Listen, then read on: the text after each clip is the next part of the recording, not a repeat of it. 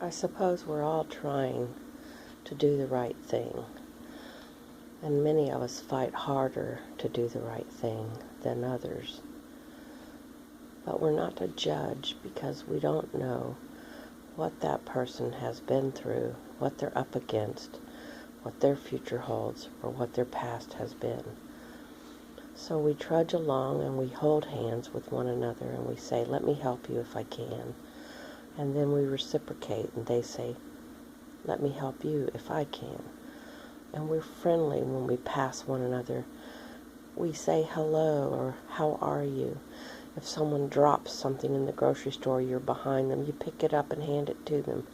These things that are just small acts of random kindness. The more often we do these things, the more reward we will have.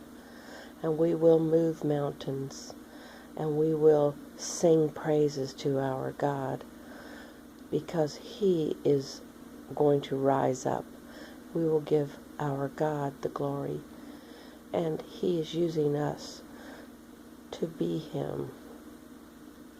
We are His hands. We are His voice. We are His feet. We are His mind. We have to have joy every day just knowing the potential of our greatness in God. How if we tap into that source, that almighty, powerful God, that for good's sake, we will do mighty things.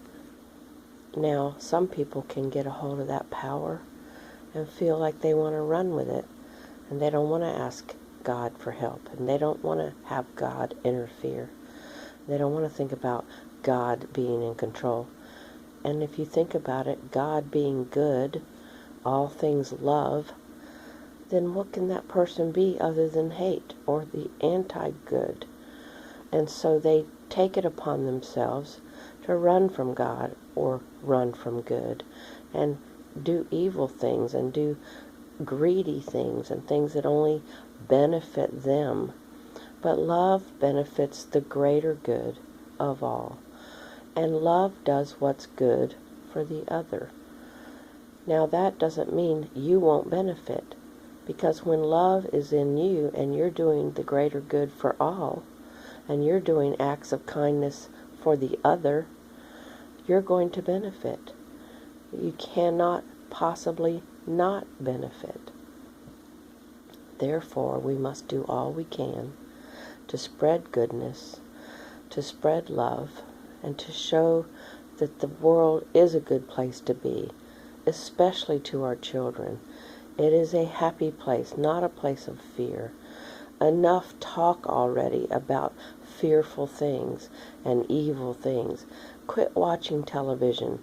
There's too much evil on it, too much that is disturbing to children. Turn it off. They don't need to hear it. Go outdoors. Plan a picnic. Go on a hike together. Go somewhere and feed some animals in the wild. Do something together and talk about things and see what's on your children's minds, your teenagers' minds.